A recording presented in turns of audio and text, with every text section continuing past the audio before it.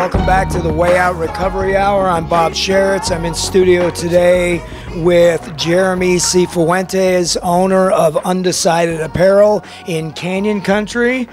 We are the Way Out, and remember that asking for help is the first step. If you need to contact the Way Out, we are at 661-296-4444. Our website is thewayoutrocoveryscv.com. And remember again that asking for help is the first step to a wonderful journey. You know, we're in talking to Jeremy here, and where we want to go now. You know, we've talked about addiction, and I think that to sort of recap on the first half of the show is to say that, you know, if you're listening and you don't quite understand what a big deal it is for us to be sitting here today in the recovery process, to try to encompass what addiction is, you know, is about. Sometimes it starts off fun. Sometimes there's good times in it. Sometimes it feels like you're having a great time, but more often than not, you know, tragedy is occurring in your life. Things are going away a lot of times without us even knowing it. And many of us, and I think you described this earlier, we end up in a very, very dark place where I'm not in control anymore, you know, and there's parts of me that wish I could stop doing what I'm doing, and I'm not able to do that, you know. And you had described, you said you called your dad. Yeah. When you hit that bottom, you know, what did that bottom sort of look like for you? You just one day said, I don't want to do this anymore, or did something happen? What had happened really was, it was supposed to be a regular day, and my father owns a construction company back home, so me being the son, I kind of had a little bit of leadway. I could kind of come in when I want, leave when I wanted to, but it was still, I had a responsibility to, you know, at the end of the day, if I had to be there at a certain time, I would tell him I would be there. And the night before, I was just getting loaded and realizing, okay, it's 4 o'clock. If I can at least lay in bed for 2 hours, I get up by 6:30, 7, be at the job by 8, 8:30. It was a routine for months. And that day, I didn't wake up until about 5, 6 o'clock. Bunch of missed calls on my phone from my mom and dad. And I remember looking over to my table, and I had the last of my stuff. I ended up taking it. Gave my dad a phone call. I was on the phone with him for over an hour, just telling him everything. And next thing I know, he's at my apartment, kicking everyone out, saying, "You go to rehab tomorrow morning." So. Right. Well, and it's, you know, I love that when you reached out for help, somebody was there to help you. And sometimes those kind of interventions aren't always received well, but it sounds like you were ready and willing to do it anyway. So everybody's got to go out of the apartment. We're going to rehab. Yeah, yeah. And, you know, at the end of the day, I don't want to say it helps, but, you know, with both of my parents being in recovery themselves, you know, I was born with an addictive personality, so they always knew, you know, they always told me, if you go down the bad path, this is what's going to happen, and I still went down that path. But once I kind of reached out and told them what the problem was, they were all open arms at that point. Right. And you said you had been in some outpatient programs before that, right? Correct. And is there a reason that you weren't able to stay sober in the outpatient arena? I thought it was a joke. Okay. Yeah, it's you know, everybody is assessed on different levels, and outpatient works for some people, and inpatient is absolutely necessary for some people. And it's important that if you're you know, if you're entertaining or not the idea of changing your life and getting into the recovery process, that you talk to professionals and get that assessment and see where it's the best fit for you, you know, because a lot of people do need that inpatient. And so you go to that 30-day program and you get the bump start that you needed. And then did you follow up with some program? What happened after you got out of rehab? So after rehab, you know, like the last week of rehab, they kind of make you a exit strategy, what you're going to do for the next 3-4 months, what's your plan. Every day, kind of in rehab, they gave me a routine. So that's what they wanted to do for me, was give me a routine. Continue the routine. Continue the routine, correct. So I got out of rehab. I started going to NA meetings every day. It's what I started doing. And then it started becoming every other day. Then it became once a week. And now it's to the point where I'm working a lot, you know. From in rehab, they always told me, well, you know, you're going to replace your addiction with something else. I've kind of replaced it with tattoos and working. Right. So at this point, it's just, you know, it's a day at a time for my recovery. but for, just in general, the whole rehab thing, the inpatient help, the outpatient, I didn't want it. So that was the difference between wanting it and then not really caring for it. Well, and you need a strong intervention in your life no matter what's going to happen. For outpatient programs to be successful, the family needs to be involved. You need to be structured. You can't just come 3 or 4 times a week and then not have any structure in the place that you're living in. And so as a residential program, you got that structure 24/7. Some people can manage that on an outpatient basis, and it's fine. I think the next thing that I'm going to say might be a little bit controversial even it would have been to myself maybe several years ago, where I got this idea in my head, because I'm involved in a 12-step program as well. I got this idea in my head, even up to about 5 years sober, that if you didn't have if your recovery didn't look like my recovery looked like, and you weren't doing this right here and involved in this certain program, that you have very little chance of staying clean and sober. That idea in my head has been blown away by many people that have shown me that they stay clean and sober in other types of environments and other types of recovery programs. And so you start going to a 12-step program, like you said, and then what happens? You get so busy that the daily meetings become every other day meetings, and you're just too busy to do that all the time? Yeah, it's kind of what it became. I just, I couldn't. It's not that I couldn't find the time. It was more of I'm in recovery. I'm sober. I'm not using. Why do I need to go? That's Right. kind of my mentality was for a while. And then I started working, and then just kind of, talking to my peers. It's funny because I have a group chat, about 20 of us, that we all went to rehab together. So there's a group chat daily of just us talking to each other, asking, how our day is going. And so it's kind of a good way, a good outlet that's kind of helped me stay sober, is if I need to use, or if I have that feeling, I kind of just text the group chat. And I have a real good buddy named Alex who actually lives out here, that we went to rehab together, and I hang out with him probably every other week. He's a sober friend. We do sober stuff. Right. It's great. Well, and that's the formula of whether it's in a 12-step program or an outpatient program or in any other community support group. A lot of people get sober at their churches. A lot of people get sober in other environments, and maybe they don't get sober, but they stay sober in those environments. And there are some necessary components, like you're talking about now. I have a group that I belong to. So you're in a recovery fellowship. You got your group chat. You got your people that you're hanging with. You have your buddy who you can bounce stuff off of on a daily basis. Very important, and it goes with, I think one of the biggest ideas about any of these programs is that we're not doing it by ourselves. Mm-hmm. And then even more importantly, I think this has become true for myself, and I really push this idea, is that if we start to focus our lives on something that we love to do. So how'd you start the business? It really started with an idea. Me and my family used to come out here every year for spring break and winter break, and I'd come and buy T-shirts. I'd bring them back, and my friends would want some, and it became where I would come here, I'd buy shirts, go back home, resell them to my friends, and then I started getting asked, well, can you put stuff on the clothing? So I invested into a direct-to-garment printer, started doing it out of my house. Was doing it out of my house for a little over a year, and then I ended up walking into Made, the old location. Okay. And I talked with the owner, and it was kind of perfect place, perfect timing, so to speak. And I asked, if you're looking for a partner, I'd be more than happy to invest. And he said, well, I'm actually looking to sell the place. Right. So it was perfect time. So you got to walk into an already established apparel company. Correct. Right? And they're on their way out when you're on your way in. Yes, yeah. sir. And I don't know, something else that may or may not be controversial, but I'll say it anyway. Is it odd or is it God, right? We're in the right spot at the right time. Is it coincidence, or is it, if we keeping our eyes open and we see what's in front of us and we're in the recovery process, that we get to tap into these wonderful things Mm-hmm. that are sitting in front of us, right? Yeah, it's awesome. Let's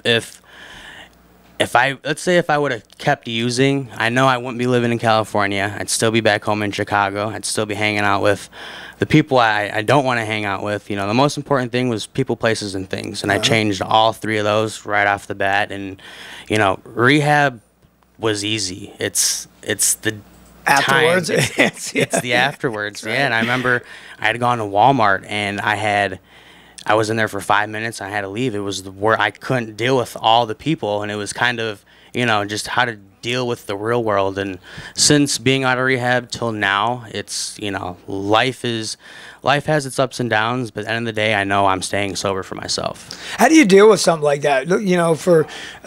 For those new in recovery. So I'm in Walmart and I'm feeling overwhelmed, and it's like bringing back all the, ideas of the old life and stuff like that. What did you do in a situation like that? I get out of there, right? Yeah, I got out of there. I went back to my mom's house where I was living at the time, and I kind of just hung out for a little bit. I ended up going to a meeting that night, and ended up being a speaker meeting, and it was probably one of the best meetings I've been to yet.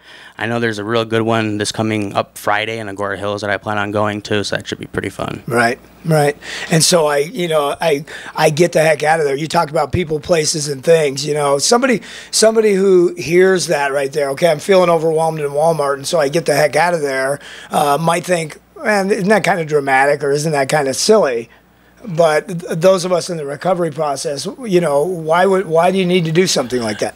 I can see where people may say it's silly, but at the same time, I went from, using, not really being there. I was there physically, but mentally I wasn't there.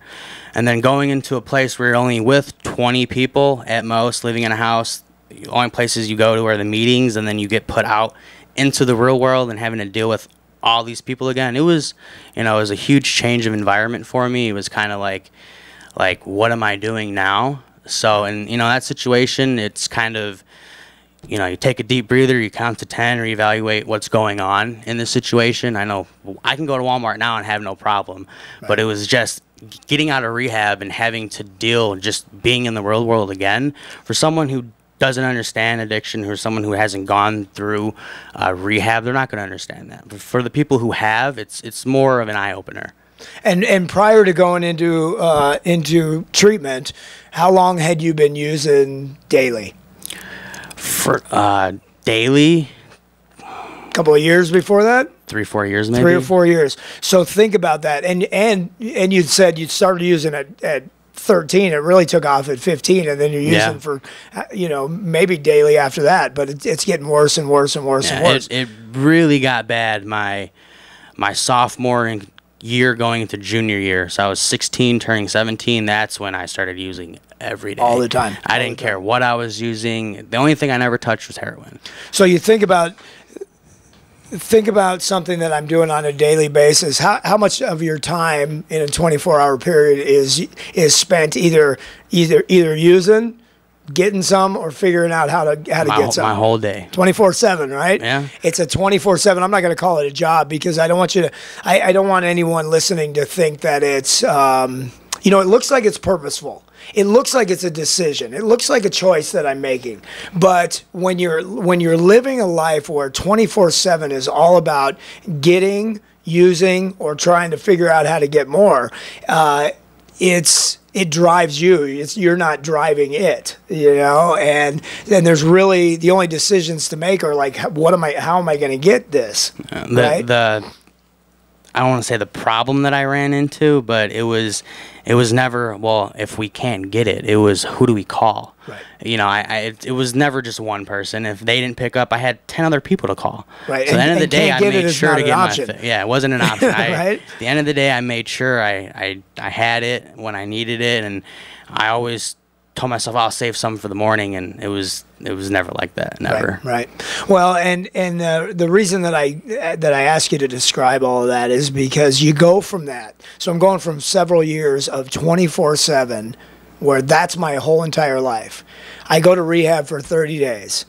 Everything that I've done for the last 3, 4, 5, 6, 10 years revolves around drug use, or trying to get it, or trying to hustle more. That's everything that I've ever done. And I go in for 30 days, I have this really wonderful experience, and then I step out of there and I go to Walmart, and I'm standing in Walmart going, what the heck do I do without drugs?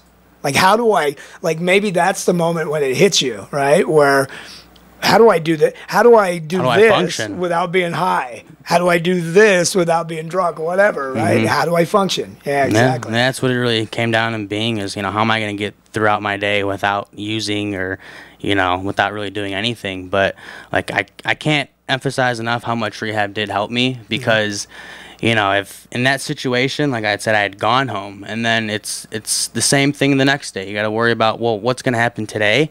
So it's literally just taking a day at a time and kind of just taking a step back and, taking a breather and kind of just figuring out what you want to do. But for the longest time, even when I got out of rehab, I had no idea what I wanted to do. My plan was to go back to school, to work on motorcycles. I love dirt bikes. I love it with a passion, but I didn't really see myself doing it as a career. And I've always told myself I'm going to work, for myself as a boss. It's what my parents do. So it's kind of my motivation to really start something and begin something with my life. I'm not getting any younger. Right. Well, it's really cool to have not only an idea about what you want to do, but to be able to have something new in the recovery process to set my sights on and go towards, because if I try to do the same old stuff that I was doing before, I mean, you talked about people, places, and things. I try to tap into that old life, and there's no way. There's no way I'm staying clean. It doesn't matter, There's so many things that trigger those old experiences, and in one of the pieces of recovery literature, there's a question in one of the books where it says, is there a sufficient substitute? Because it talks about exactly that. I've been living my life in this world of alcohol and drugs, and all of a sudden I'm in recovery, and is there a substitute for that addiction? Is there something that I can do now? And it says the answer is yes. It says yes. And you had talked about your fellowship earlier, and your friend Alex that you hang with and you talk to, and now starting a new business and getting that off the ground. I'd adopted a dog when I got out here. When I was in rehab, they told me, sometimes get a friend. Get a friend, yeah. So I adopted a little girl husky, Lola, and I can't take her for walks or take her places if I'm getting loaded either. Right. So. Well, and that's it sounds like such a simple statement, but that's such a big and profound thing to say, right? Is when I'm getting loaded, I'm not even capable of taking care of my pets. Right, and that says a lot. It says a lot. It also says a lot to your insight to be able to see that. I'm getting out of rehab and I'm going to take on this responsibility, and it's one more reason for me to stay clean and sober. Is now I have this other life that I'm responsible for, and that's a big deal. So I got friends, I got things to tap into, I got responsibilities in my life, and I have any dream that I can possibly imagine in front of me, and I can achieve that, right? And I'm not able to do that when I'm loaded, right? No, not at all. Yeah. So what's your life look like today? It's pretty simple. I work every day, 10 to 8. I get home, I watch a little bit of TV, I hang out with my dog. I've been trying to go to meetings a lot more lately. I've been going to at least once a week for the last, I want to say, 6-7 weeks now. Friday in Agoura Hills. Friday in Agoura Hills. Mondays I have meetings, and then sometimes I hit up the...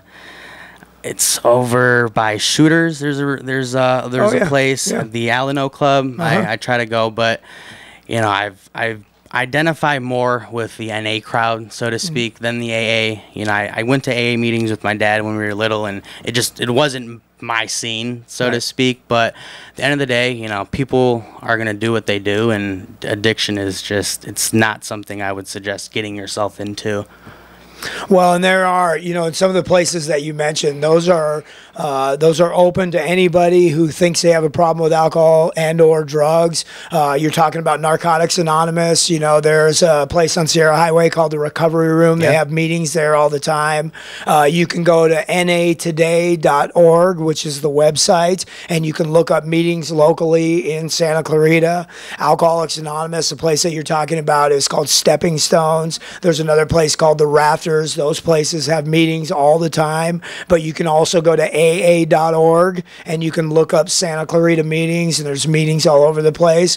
There are other groups available. Light of Hope has support groups out here. There are others. There are other groups that escape me right now, but NAAA, Light of Hope. There are many different groups out here. They even have them online too. They have online meetings, and so we can all tap into that all the time, which is a great way to continue with our recovery. You know, to be involved in some sort of a fellowship, some sort of an ongoing recovery process. I don't know about you, but I have to be reminded how messed up I am sometimes. You know, I start to live this beautiful life and I forget, you know, oh no, man, if I don't take care of myself on a daily basis, like things can get real squirrely real quick. Oh, you know? yeah, definitely. Yeah.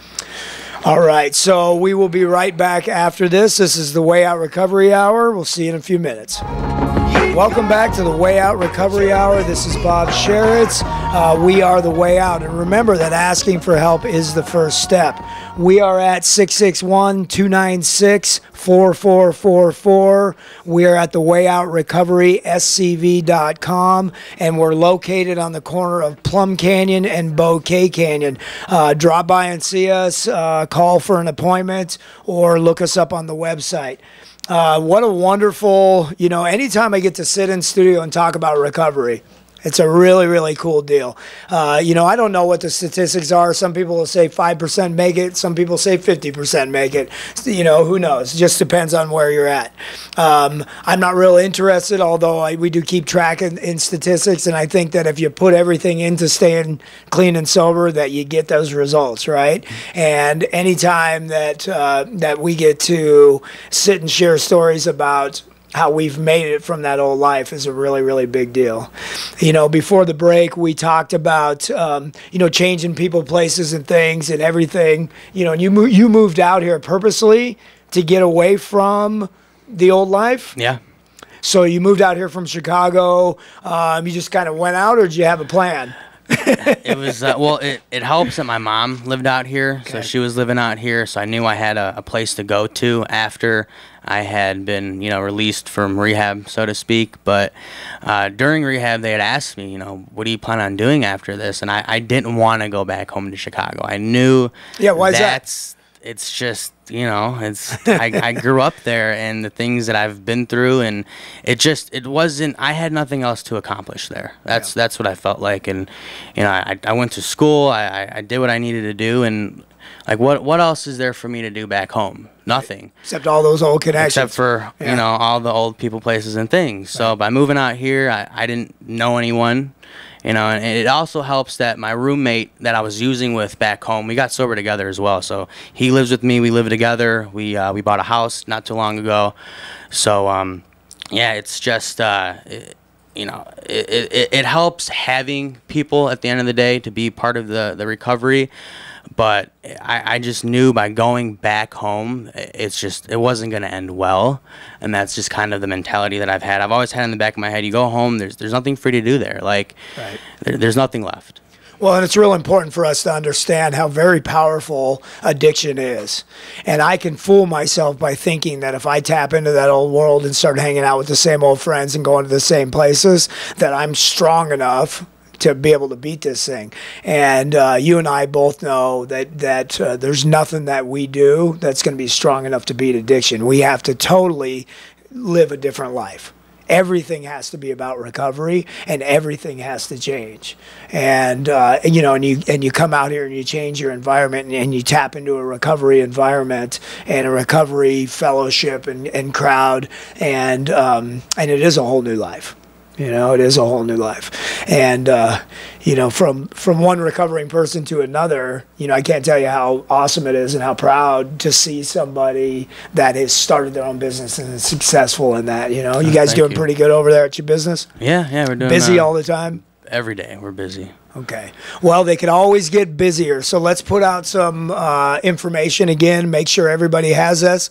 Grab your pencils, write this stuff down, or if you're sitting in front of your computer, let's look it up. The name of the company? It's Undecided Apparel. We're located at 19347 Soledad Canyon Road in Canyon Country. And our phone number is 661-310-3700, and we specialize in custom printing apparel. So, so if you need some T-shirts done or you need some anything done, right? Yeah, it doesn't matter. anything and You can everything. print on everything. Yes, hats, skateboards, Yeah. T-shirts. Car wraps, banners, you all that name it, we stuff. can do it. Okay. So they specialize in everything. What is your website again? ShopUndecided.com. ShopUndecided.com. I'm sure you're on Facebook as well. Yes, sir. Right? So there's a Facebook page as well. And, you know, again, Jeremy, I appreciate you being here today, sharing your story with us, sharing your recovery process. It's really, really a big deal. Yeah, thank really, you. really It was a big deal. definitely an honor to be on the show today. Anytime you want to come on over, just let us know, man. We'll get you on here and see what's going on. And, you know, and of course, you know, you have my number now. And so two people in recovery helping each other stay sober. And that's a very, very big deal as well. So once again, this is the Way Out Recovery Hour. I hope you enjoyed the show today. Asking for help is absolutely the first step. Give us a call at 661-296-4444.